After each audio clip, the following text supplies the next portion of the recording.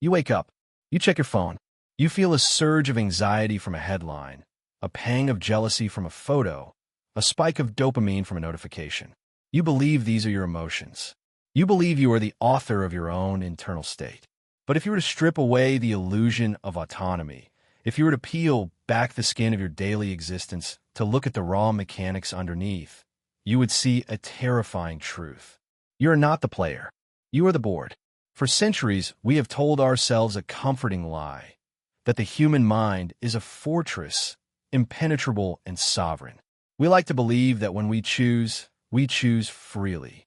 That when we love, hate, buy, or vote, we do so because of a deep, personal conviction. But there is a cold, clinical reality that operates beneath the surface of social interaction, a reality that Niccolò Machiavelli identified over 500 years ago. He didn't invent it. He simply had the courage to write it down. He saw that men are not guided by morality or reason, but by the levers of fear, desire, and perception. Imagine Machiavelli standing in the corner of a modern room today. He is not the villainous caricature history has painted him to be. He is simply an observer, an engineer of human nature. He watches you scroll, watches you argue, watches you react. He sees the invisible strings attached to your wrists and ankles. He sees that your anger is not a product of your soul, but a manufactured response triggered by an algorithm designed to keep you engaged. He sees that your desire is not a biological imperative, but a carefully constructed deficit created by a market that needs you to feel incomplete. This is the essence of dark psychology.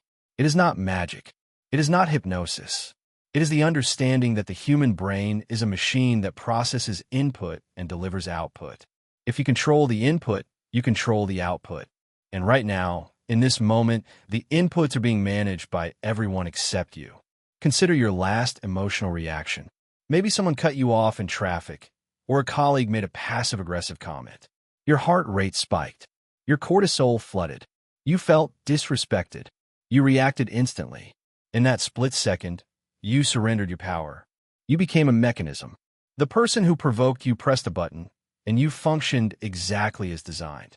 To the Machiavellian eye, this is not a display of passion. It is a display of obedience. You obeyed the stimulus. The sad truth is that most people live their entire lives in this state of reactive sleep. They believe they are navigating the world, but they are merely bouncing off the walls of a maze built by others. Emotional control, in the eyes of the masses, is seen as the ability to stifle a cry or hide a smile. But true emotional control, the kind that grants power, is the ability to recognize when you're being played. Is the ability to feel the tug on the string and refuse to move your arm. But you don't refuse. You move. You dance to music you can't hear. The world is filled with architects of influence. Some are malicious, narcissists and manipulators who learn instinctively that if they withhold affection, you will chase them. If they inject uncertainty into your life, you will become obsessed with stabilizing it. They know that the human mind abhors a vacuum, so they create voids that you are desperate to fill. This is the dark side of social influence. It is not a negotiation between equals. It is a siege. However, most of this control is not malicious. It is structural. It is the news cycle designed to keep you in a state of low-grade terror, because frightened people consume more information. It is the social structure that equates your worth with your productivity or your visibility. You internalize these external commands until they sound like your own voice. You say, I want to be successful, but you never ask who defined success for you. You say, I am angry about this injustice, but you never ask who pointed your eyes toward that specific fire while the rest of the world burned unnoticed. Machiavelli would note that the greatest trick of power is invisibility. If you know you are being commanded, you can rebel. But if the command feels like your own thought, you will march to your own destruction with a smile on your face. This is where the war is lost, not on the battlefield, but in the quiet, unguarded moments of your own mind. We are entering an era where the science of reading people and shaping behavior has been perfected, digitized, and weaponized. Yet, you are still operating with the emotional software of a tribal ancestor. You seek validation. You fear ostracization. You crave certainty. These are the vulnerabilities, the back doors into your psyche. They're left wide open. Dark psychology is simply the map of these vulnerabilities. It is the study of the gap between who you think you are rational, independent, free, and who you actually are emotional, reactive, predictable. The person who understands this gap owns the room. The person who ignores it is just furniture in that room. So, the question is not whether you are being influenced. The question is, do you even know where your thoughts end and the influence begins? As you sit there, believing you are analyzing this information, ask yourself, are you the thinker, or are you merely the sum of the inputs you have been fed? Machiavelli is watching. He sees the strings. The tragedy is that, for now, you still think you are walking on your own. But to cut the strings, you first have to admit they are there. You have to stop looking at the world through the lens of morality. This is good. This is bad. And start looking at it through the lens of mechanics. This is cause. This is effect. Only then does the game actually begin. If part one was the diagnosis, the realization that you are not free, then part two is the autopsy. We must cut open the body of social interaction to see how the organs actually function.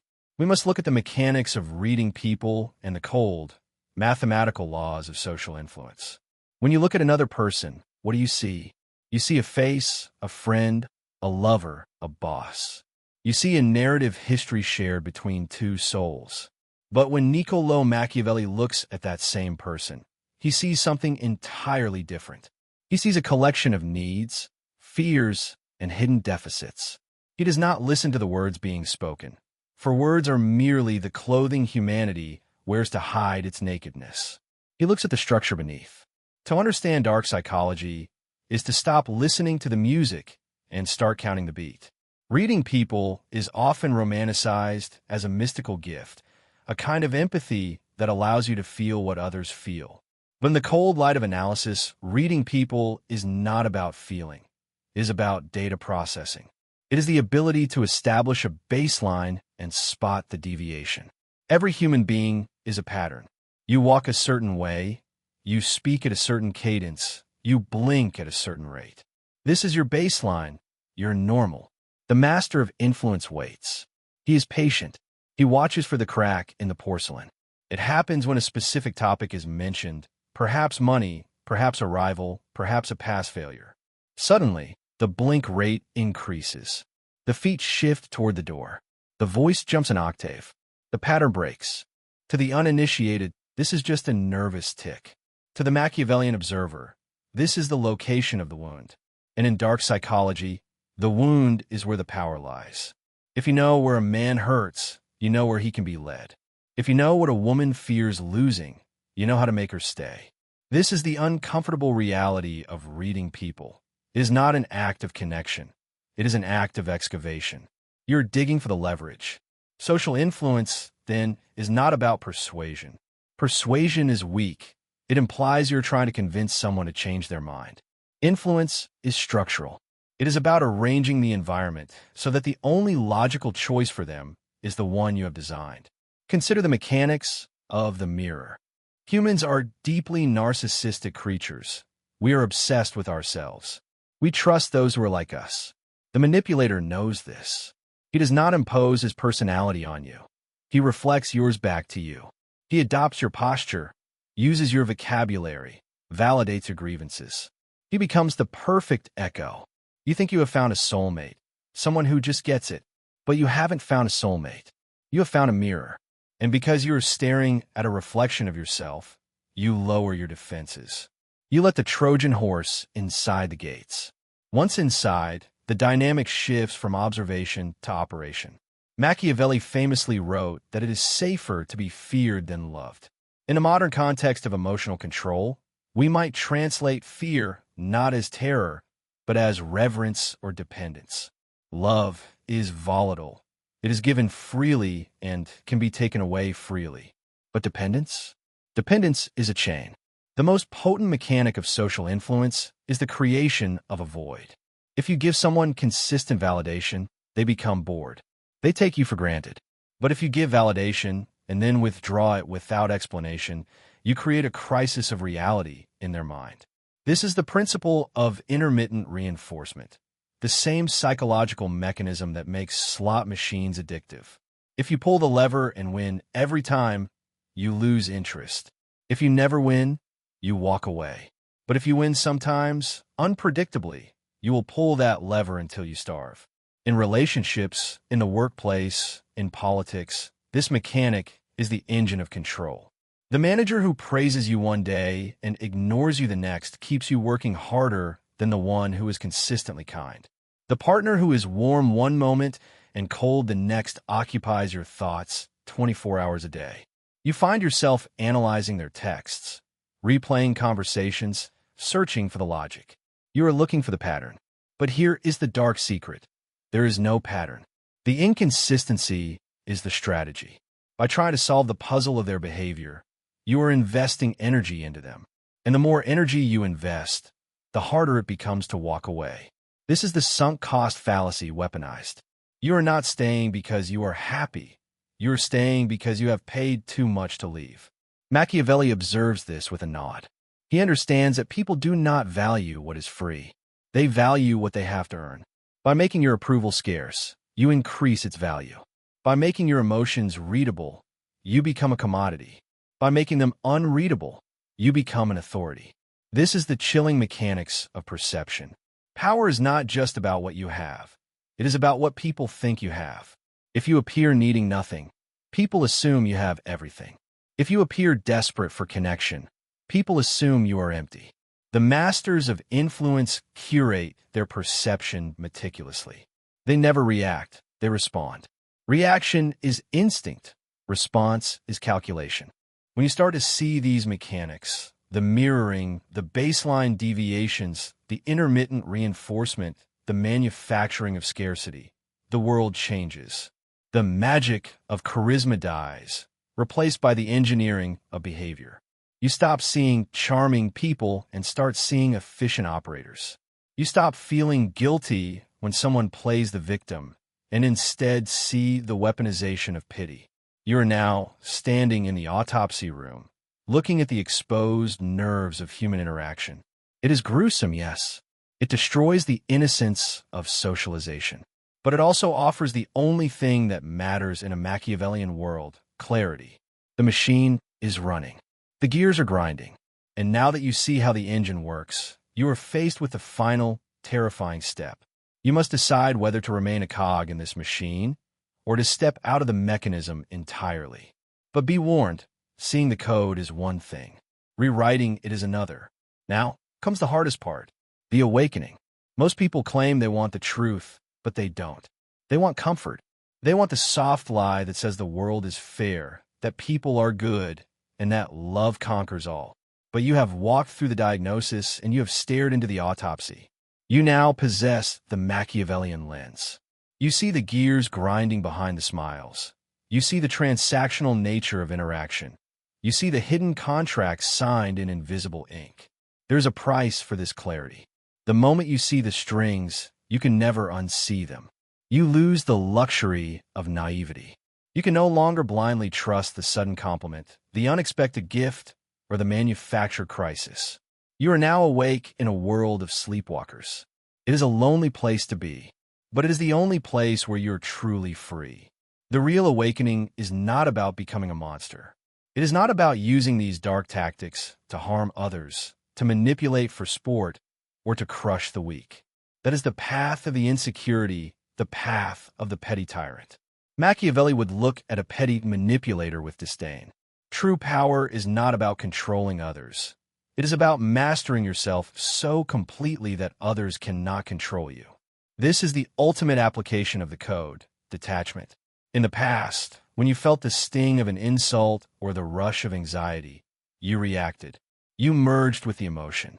The emotion was you. Now, you introduce a gap. It is a microscopic fraction of a second between the stimulus and the response. In that gap lies your freedom. When someone tries to provoke you, instead of anger, you feel curiosity. You look at them not as an enemy, but as a specimen. You think, They're using the guilt trip mechanic. They must feel their control slipping.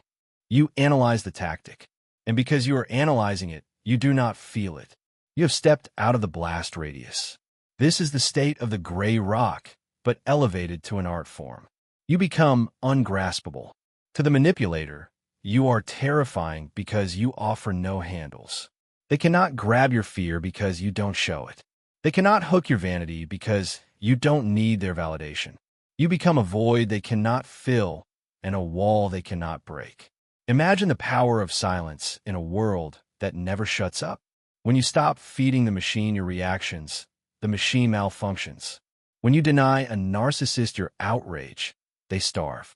When you deny a marketer your insecurity, they go bankrupt. Machiavelli teaches that the prince must be capable of both the lion and the fox, strength and cunning. But the modern prince must also be the ghost. You must learn to be present without being entangled.